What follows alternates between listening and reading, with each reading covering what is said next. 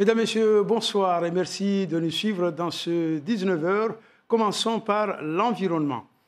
Une quarantaine d'enfants a participé ce matin à une grande opération de nettoyage du front de mer de Koungou à l'initiative de l'association des gardiens du littoral. Les bénévoles qui n'en sont pas à leur première tentative ont essentiellement ramassé des tissus et des plastiques et le travail est loin d'être fini. Écoutons Antonio Tripicchio, président de l'association des gardiens du littoral. Il est au micro de Bibi Maria Malidi et Anastasia Laguerre. La première phase, on a essayé de valoriser les déchets. Donc on a pris d'abord les canettes pour un total de 560 kilos. Donc 10 tonnes presque, un peu plus que 10 tonnes, et après 2 tonnes de plastique.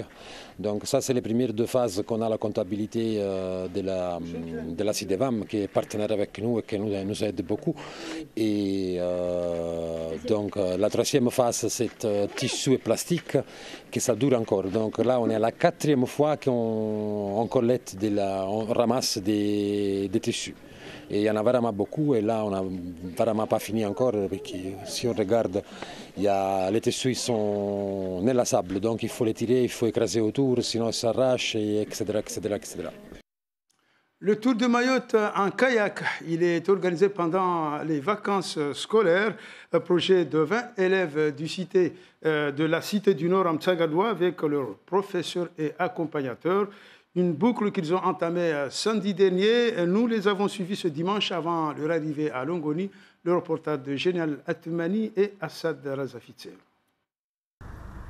Nous les retrouvons vers Trévani, en face de l'établissement hôtelier de la zone. Parti de 8h ce matin en petite terre, ce groupe de 20 élèves, accompagnés de 6 encadrants, dont leur professeur d'EPS, s'était donné 3 bonnes heures pour arriver vers le port de Longoni. Finalement, ils en feront moins. L'objectif ici n'étant pas de montrer une performance quelconque, mais faire tout simplement le tour de l'île. On est parti de Mtsagadoua le samedi 6 jusqu'à Mtsangamouji. C'était un peu dur puisqu'il y avait des vagues. Après, on y est arrivé environ 16 heures. Après, on a repris le lendemain de Mtsangamouji à Sada. Après, aujourd'hui, on a fait le 8e étape. On finit demain. Et c'était comment cette étape-là jusqu'à Longoni? C'était facile puisqu'il n'y a pas de vague, la mer est calme. Du coup, on a avancé très vite. Pour moi, cette semaine, elle a été magnifique. J'ai passé toute la semaine avec mes amis, mes potes. On a passé une superbe aventure. On a fait tout le tour de Mayotte en kayak et ça a été hyper amusant et bien. Parce qu'on a découvert des plages à Mayotte qu'on ne connaissait pas. On a vu l'île au sable blanc de Sazilé qu'on ne connaissait pas du tout. On connaissait mais on n'y est jamais allé, du coup on y est allé. Scolarisés à la cité du Nord à Mtsagadoua, ces élèves de terminale ont pu ainsi découvrir leur île, mais pas seulement, avec en prime une météo d'exception. En vrai, j'aimerais bien être chez moi là, parce que c'est vrai c'est fatigant de kayaker tous les matins. On ne sent même pas la fatigue. Le fait d'être ensemble, on est un groupe soudé, ça nous permet de travailler notre cohésion de groupe. On ne sent même pas qu'on est fatigué. Tous les ans, avec les terminales enseignement de complément EPS, on fait un projet. L'année dernière, les terminales, ils ont fait le tour de Mayotte à pied. Cette année, c'est un kayak. L'année prochaine, peut-être à vélo. Notre professeur d'EPS nous a proposé ça en début d'année. Il nous a dit que pendant les vacances d'octobre, nous allons faire le tour de Mayotte en kayak. Nous, on était là, madame, c'est vrai, on va faire le tour de Mayotte en kayak. Il nous dit oui. Et bim, les vacances, ils sont venus. Et là, on est parti.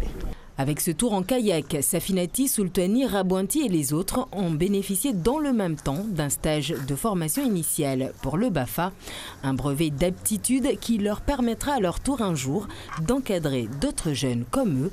En attendant, demain, c'est la fin de l'aventure en kayak autour d'un volet à la plage du Préfet. Et puis cet événement à la mémoire de Zakia Madi qui nous a quittés le 13 octobre 1969 en combattant pour que Mayotte devienne un département français. Pour sa 4e édition, la commune de Ouangani a convié les jeunes de Mayotte licenciés en U13 à un tournoi de football baptisé justement Zakia Madi.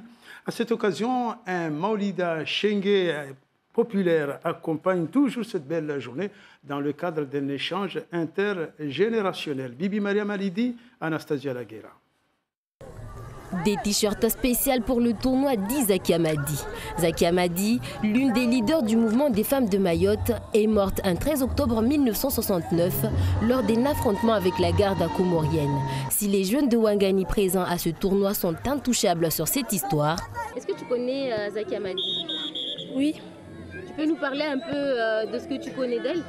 On m'a dit que c'était une grand-mère qui habitait à Ouangani, qui s'est battue pour que Mayotte devienne française et elle s'est fait tuer. D'autres, comme ces jeunes de Petite Terre, n'en ont jamais entendu parler ou quasiment pas. Tu connais Zaki Hamadi? Non.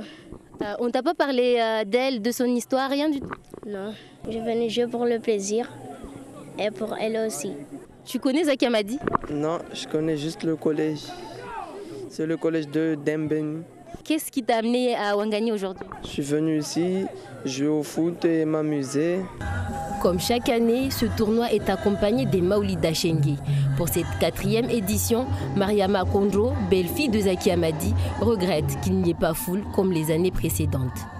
Chaque année, il y a énormément du monde pour ce Maoulida Chengue organisé en hommage à Zaki Hamadi. En plus, il pleut toujours en cette date et c'est bon signe. Mais cette année, il n'y a pas grand monde. Ça m'attriste et je suis un peu inquiète. Ouangani, ville natale de Zaki Hamadi. Tous les ans, la municipalité lui rend hommage sur différentes activités. Le football, tout simplement parce que c'est le sport qui, en tout cas, permet d'avoir un peu plus du monde, en tout cas à Mayotte.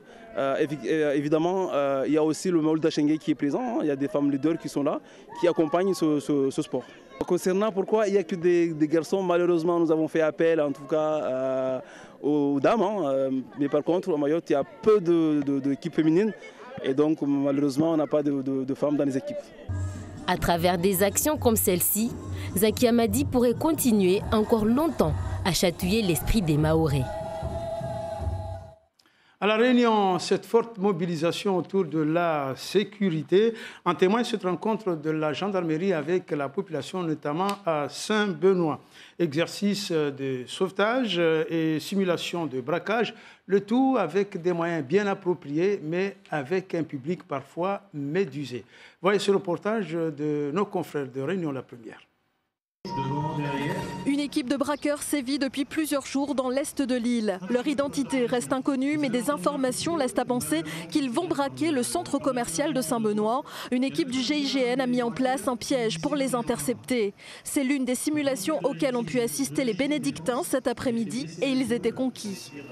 Franchement impressionnant, j'ai eu des frissons et je trouve que savoir que ça existe à La Réunion, on se sent en sécurité. Dernièrement, on a eu un cambriolage pas trop loin de chez nous et heureusement que mon chien était là pour faire fuir le cambrioleur. Voilà.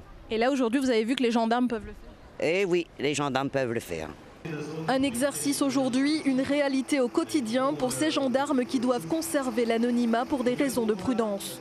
On a affaire de temps en temps à des périples de braqueurs, c'est assez rare heureusement, mais ça arrive, c'est arrivé encore l'année dernière. Sur les missions d'interpellation à proprement parler, on en fait à peu près une par semaine. C'est à peu près dans la moyenne des territoires d'outre-mer, c'est un petit peu moins qu'en métropole, mais ça ne nous laisse pas le temps de nous ennuyer.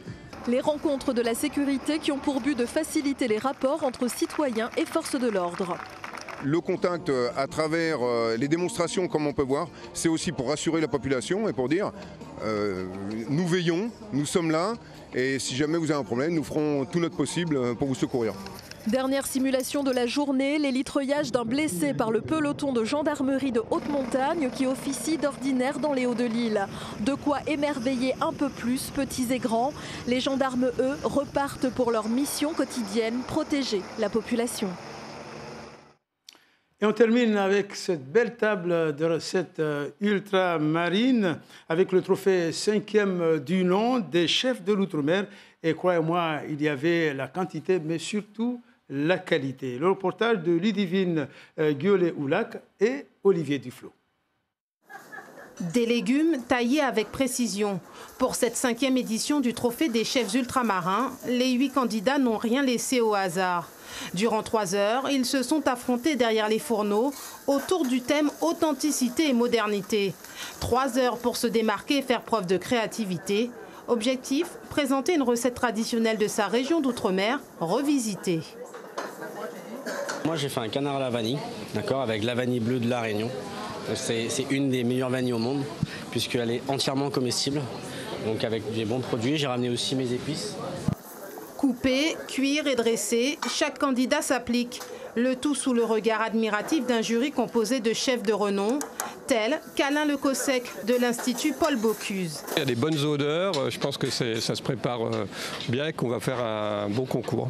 Ou encore le vainqueur de la dernière édition, le Guadeloupéen Arnaud Bloquel. Ils sont géniaux, ils aiment leurs produits, ils aiment tout mettre en avant et ça c'est super. Au cours de l'épreuve, chaque candidat est ainsi accompagné d'un commis, élève du lycée des métiers de l'hôtellerie et du tourisme.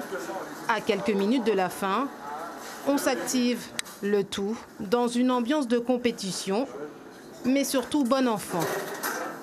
Je suis arrivé hier, ainsi que tous les autres candidats, et puis on est comme si on était tous ensemble depuis un bon moment. Donc c'est génial, et puis on se mesure, mais agréablement. De l'autre côté, le jury lui attend patiemment de goûter à tous ces plats, véritable vitrine de la gastronomie de l'outre-mer.